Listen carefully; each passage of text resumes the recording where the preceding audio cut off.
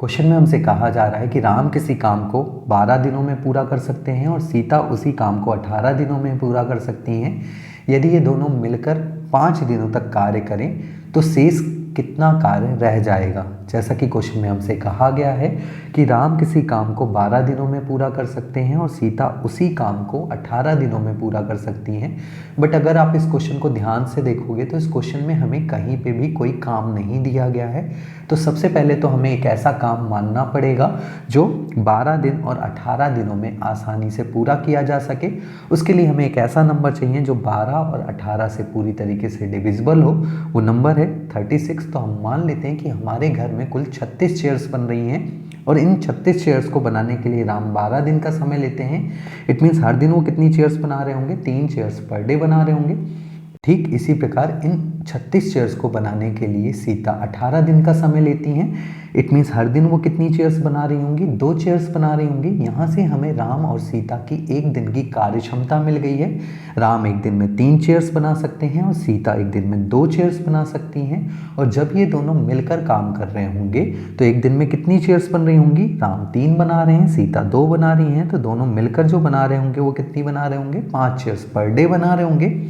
और ऐसे ही कितने दिनों तक काम कर रहे हैं? 5 दिनों तक। तो टोटल कितनी चेयर्स बन जाएंगी? 25 चेयर्स बन जाएंगी। बट हमें बनवानी कितनी है? 36 चेयर्स बनवानी है। तो अभी भी काम कितना शेष रह गया है? 9 चेयर्स का। और क्वेश्चन में हमसे यही पूछा गया है कि शेष कार्य कितना रह जाएगा। तो शेष कार्य कितना रह गया? 9 चेयर का। बट अगर आप ऑप्शन को ध्यान से देखोगे तो ऑप्शन में कहीं पे भी आपको 9 नहीं दिखाई दे रहा होगा। क्यों? क्योंकि यहाँ पर क्वेश्चन में हमें कहीं पे भी कोई काम नहीं दिया गया था। जो काम हमने 36 चेयर्स का माना है वो खुद से माना है। इट मीन्स अगर हम 36 चेयर्स की जगह कोई और टोटल वर्क मानते तो उस केस में हमारा आंसर 9 के अलावा कुछ और आता। तो ये जो आंसर आ रहा है वो हमारे टोटल वर्क के अकॉर्डिंग आ रहा है। तो जैसा हम टोटल वर्क मान रहे होंगे उसके अकॉर्डिंग हमें ये आंसर मिल रहा होगा। इट मीन्स ये आंसर ऑलवेज डिफर करेगा हमारे हर डिफरेंट वैल्यू पर।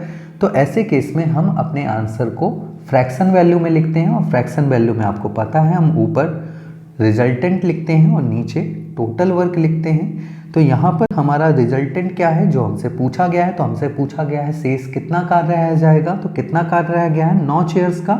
और टोटल कितना काम था हमारे पास? 36 चेयर्स बनाने का।